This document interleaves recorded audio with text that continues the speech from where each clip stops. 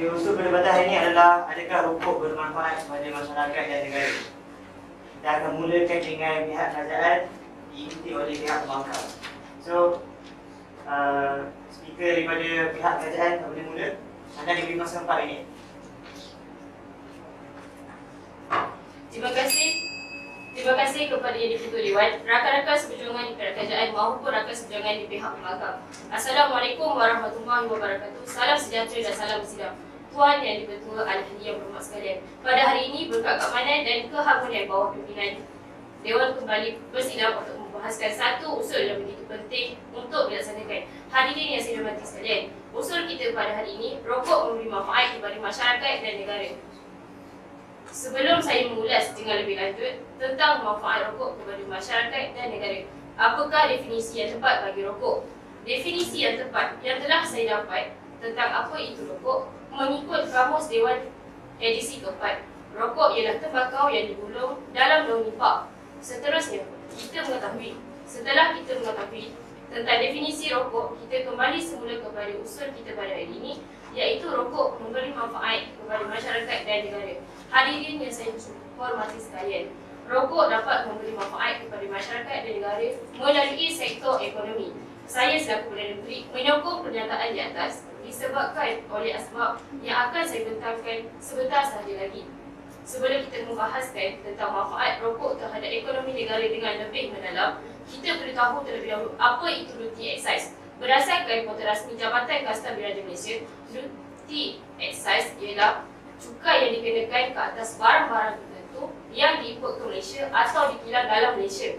Salah satu jenis barang yang berduty excise ialah rokok, tembakau dan keluaran tembakau. Melalui maklumat ini, kita dapat mengetahui bahawa salah satu punca ekonomi negara adalah daripada cukai rokok itu sendiri. Bagaimana barang yang berduty excise seperti rokok dapat memberi manfaat kepada ekonomi negara? Mengikut pelaksanaan Belanjawan 2021 ke atas rokok, mereka telah mengenakan cukai dengan kemudahan pulang balik ke atas semua rokok import bagi tujuan ekspor semula. Dalam bajet yang dibentangkan baru-baru ini, kerajaan telah memperuntukkan perbelanjaan yang besar untuk membantu rakyat serta memulihkan ekonomi negara. Oleh itu, saranan kerajaan dalam menaikkan cukai ke atas rokok sah yang juga merupakan penyumbang hasil kerajaan yang tinggi. Selain itu, mengikut artikel Malaysia Kini yang diterbitkan pada 20 Ogos 2019, kerajaan terpaksa membelanjakan sekitar 6 bilion ringgit setahun bagi merawat pesakit yang menderita pelbagai penyakit akibat tabiat merokok, kata Timbalan Menteri Kesihatan Dr. Lee Boon Chye. Beliau berkata jumlah perbelanjaan itu jauh lebih tinggi berbanding kadar kutipan cukai rokok yang diperoleh kerajaan, dianggarkan kira-kira 4 bilion ringgit setahun. Katanya lagi, jumlah perbelanjaan berkenaan merupakan anggaran kos rawatan yang diperoleh daripada hospital dan klinik kerajaan dan swasta ke atas penyakit yang menghidap berbagai jenis ekoran akibat tabiat tidak sihat itu. Berdasarkan artikel ini, kita dapat melihat kerajaan telah banyak mengeluarkan duit dalam sektor kesihatan demi merawat pesakit berbanding peratusan cukai yang dikenakan terhadap rokok itu sendiri. Bukankah perkara ini adalah tidak bagus sama sekali? Maknanya dengan rokok ini, kita dapat sadar kembali duit yang dihabiskan untuk merawat pesakit dengan cukai rokok yang tersedia ada. Sebelum saya akhiri bincang ini, saya ingin pakar-pakar ekonomi meramalkan ia bakal berkembang hingga mencecah 10 bilion ringgit dalam masa beberapa tahun ini, terutamanya jika diberi rangsangan yang menasabah. Kita dapat menggunakan hasil daripada cukai rokok tersebut dalam memasuki kesihatan, pembangunan negara dan lain-lain lagi. Sementara COVID-19 di negara kita masih belum surut. Melalui cukai inilah kita dapat membantu rakyat kita sendiri dengan menyediakan perkhidmatan yang bagus dan terbaik demi kesejahteraan rakyat kita sendiri. Hadirin sekalian, saya setegas-tegasnya mengatakan bahawa rokok dapat memberi manfaat kepada ekonomi negara. Sekian daripada saya, terima kasih.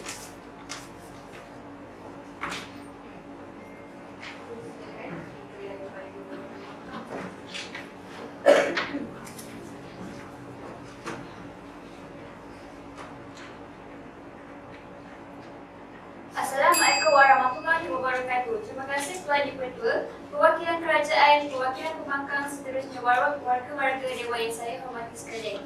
Hadirin sekalian, memulakan rentak semakin imbang menjunjung prinsip matang. Maka Di-Pertua, selaku pembangkang pada hari ini, saya akan mulakan rentak pembangkangan di perwakilan pembangkangan dalam membuat semakin definisi yang telah dibentangkan oleh perwakilan kerajaan yang Tuan Dipertua. Pertama, Dewan Yang Mulia. Mari kita nilai apakah masalah yang paling besar yang telah dilakukan oleh perwakilan kerajaan dalam menentukan definisi. Tuan-tuan dan puan-puan, pertama sekali, mereka gagal untuk menembak tempat usul perdebatan dengan baik. Sebab apa? Apa yang dibuktikan oleh perwakilan kerajaan, mereka katakan rokok dapat memberi manfaat kepada sektor ekonomi. Tetapi apa yang dibuktikan? Yang pertama, mungkin mereka tidak tahu kos yang ditambah oleh kerajaan ini adalah lebih tinggi daripada jumlah kutipan cukai produk tembakau. Kerana kerajaan terpaksa menanggung beban kos rawatan sebanyak 6.2 bilion bagi merawat satu kelompok pada tahun 2020 berbanding kutipan cukai produk tembakau RM3 bilion. Antara penyebab utama adalah kesan merokok tembakau. Kos rawatan tersebut adalah bermakna kepada negara kerana ia dijangka boleh berlaku jika prevalen merokok terus meningkat. Itu masalah asas tentang definisi yang telah dibawakan. Hadirin yang saya hormati sekalian, selesai membuat semakan definisi, maka Tuan Yang Dipertua, mari kita pandang kepada hujah kedua pembuktian kami di perwakilan pembangkang. Berdasarkan pada abad ke-20, 100 juta mati daripada merokok dan ini tidak termasuk mereka mati akibat kesan rokok sekunder dan tersieri. Statistik KKM juga menunjukkan 10 ke 12% rakyat Malaysia mati akibat disebabkan merokok. Jadi, manakala 50% rakyat Malaysia masih merokok. Dari segi statistik, kita dapat melihat masih ramai lagi rakyat Malaysia yang merokok dan kita sepatutnya menghalau mereka kerana fatwa terdahulu Imam Syafi'i juga telah menyatakan dalam kitabnya Al-Masyur Al-Um. Jika mereka mengambil sesuatu makanan, minuman atau sesuatu yang dihisap yang boleh memabukkan, perbuatan itu jelas haram. Maksudnya termasuklah juga mengandungi racun yang menyebabkan kematian. Ia tetap menganggapnya haram. Allah mengharamkan apa-apa juga jenis pembunuhan kerana membunuh bermakna membunuh diri mereka sendiri. Adakah pencandang tidak membaca fatwa ulama berkenaan dengan rokok? Pendek kata, rokok adalah membunuh. Rokok memberi kesan kepada produk utiliti negara melalui keikratan. Dengan ini, saya tekan kembali bahawa merokok tidak wajar memberi manfaat kepada masyarakat dan negara. Itu saja ucapan dari saya. Persilakan Yang Berhormat.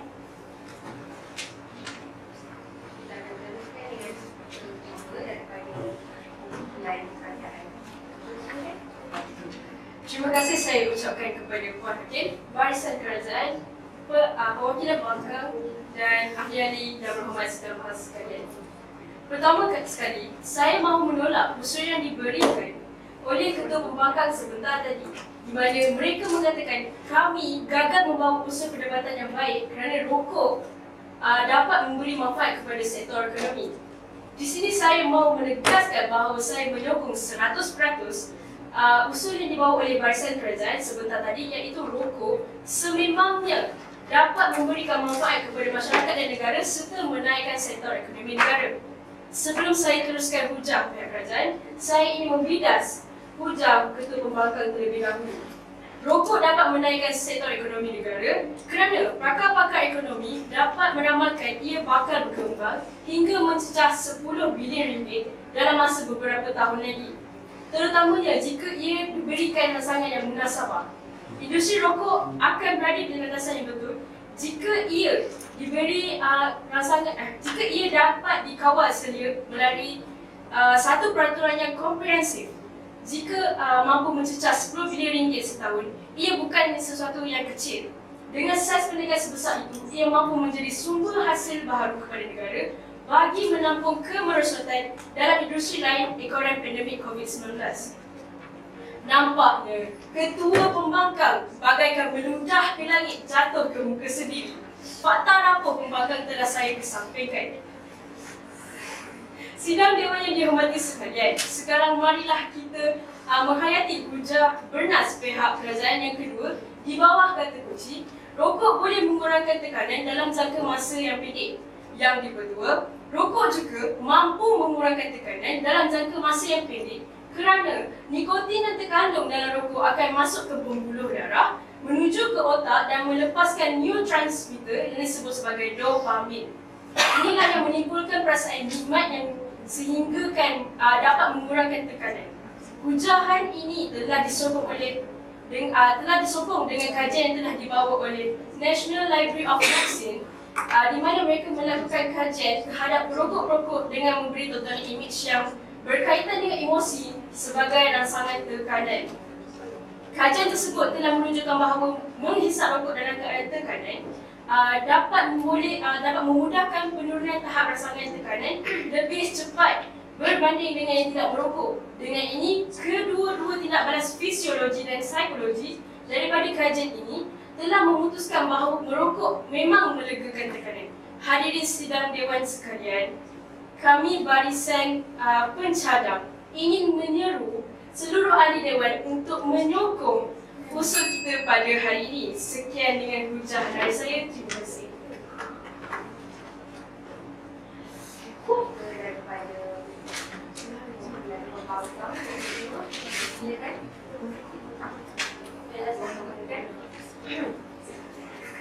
Assalamualaikum warahmatullahi wabarakatuh.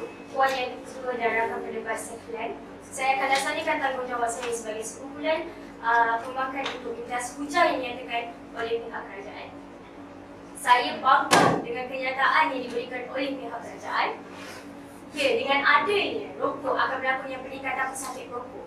Pertubuhan Kesihatan Sedunia WHO mendedahkan bahawa lebih 7 juta manusia meninggal dunia setiap tahun akibat merokok atau menghirup asap rokok. Malah, tabiat merokok dipercayai menyebabkan satu kematian bagi setiap 6 saat, seperti penyakit kanser, serangan jantung, strok dan penyakit paru-paru adalah pelbagai penyakit yang dikaitkan dengan tembakau atau minum. Tuan-tuan dan puan-puan, selain itu, terdapat statistik yang menyatakan bahawa sebanyak 38.8% perokok kaum lelaki, manakala sejumlah 1.1% perokok kaum wanita pada tahun 2015. Namun terdapat peningkatan kematian akibat merokok pada tahun berikutnya, iaitu sebanyak 23.06% bagi kaum lelaki, manakala 10.3% bagi kaum wanita. Mengikut statistik yang diberikan, sekurang-kurangnya 15 bilion perokok yang merokok di seluruh dunia setiap hari. Perokok juga mempunyai risiko sakit jantung 200% ke 400% lebih tinggi berbanding individu yang tidak merokok. Hal ini demikian kerana kandungan yang terdapat di dalam rokok tersebut adalah kandungan yang telah memberi kesan yang buruk kepada kesihatan. Seperti contoh, kandungan rokok mengandungi 600 bahan kandungan yang akan mengakhirkan 7,000 bahan kimia setiap kali anda membakar. Sebatang rokok dan 69 bahan kandungan tersebut adalah bahan karsinogen, iaitu penyebab kanser. Seterusnya, nikotin yang terdapat dalam rokok juga berperanan untuk membuat anda tertagih kepada rokok. Sebuah kajian menunjukkan bahawa ketagihan terhadap nikotin boleh menjadi sekuat ketagihan terhadap heroin, dadah heroin. Tuan-tuan dan puan-puan, maka secara konklusinya, jelasan hujah yang telah disampaikan oleh saya tadi bahawa rokok sememangnya memberikan kesan yang negatif lebih berbanding daripada apa yang diperkatakan oleh pihak kerajaan. Kita sewajarnya mengambilkan tindakan yang selanjutnya bagi mengelakkan generasi yang akan datang mengalami lebih kerosakan dari segi mental dan fizikal. Kami daripada pihak pembangkang, sebangkang-bangkangnya akan meneruskan perjuangan kami dengan mengatakan bahawa rokok sememangnya tidak memberi sebarang manfaat kepada masyarakat. Sekian, terima kasih.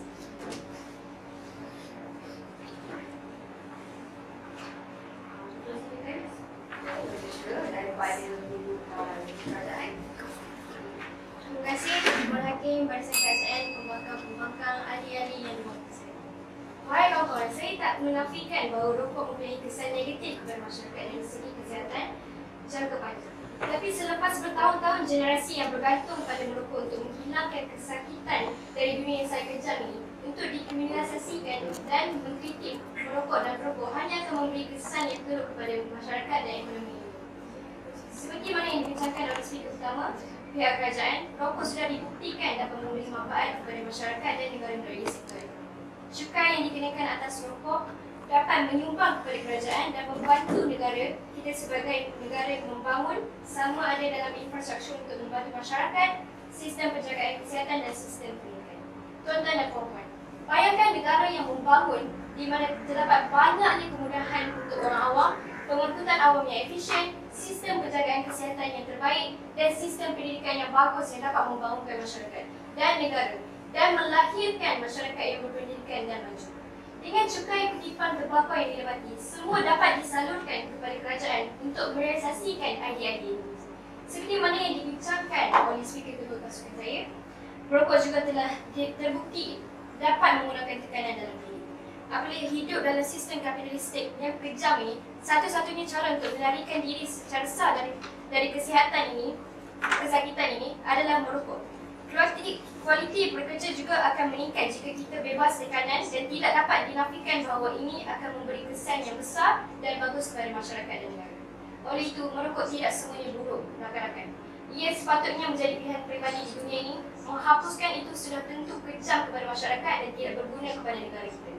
Saya sebagai penceramah terakhir amat menyokong hujah-hujah pasukan debat saya dan saya setuju bahawa merokok juga boleh memberi manfaat yang sangat besar kepada masyarakat negara. Itu sahaja daripada saya. Terima kasih.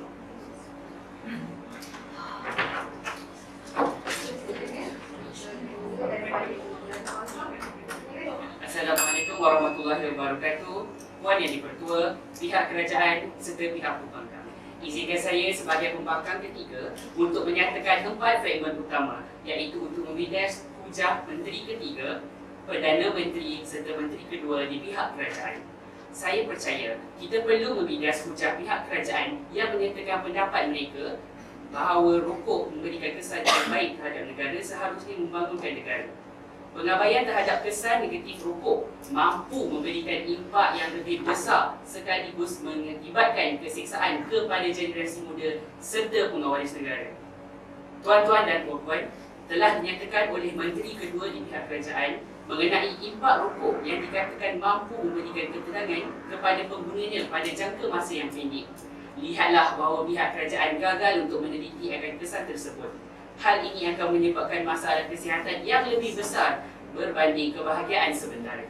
Kami di pihak perwakilan pembangkang telah mengungkapkan fakta peningkatan bilangan perokok yang kian meningkat pada setiap tahun.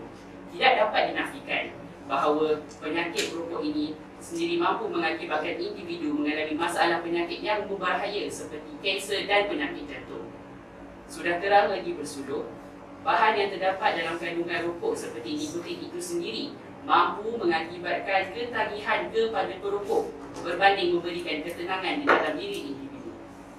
Tuan Yang di-Pertua, selain itu, tidak lupa juga berkenaan hujah Perdana Menteri di pihak kerajaan yang menyatakan bahawa rokok dapat memberikan keuntungan kepada negara sekaligus meningkatkan ekonomi negara.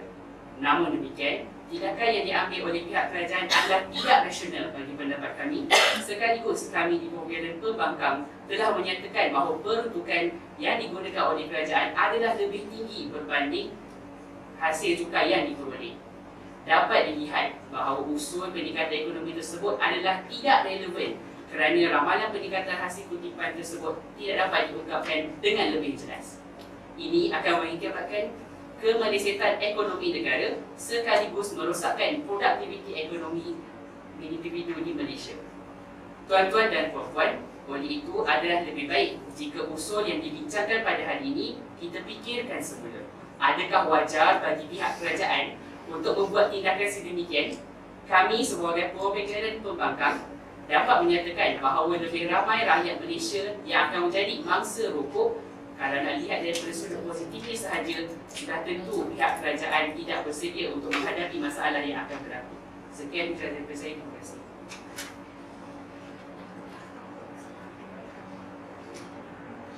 Ladies and gentlemen.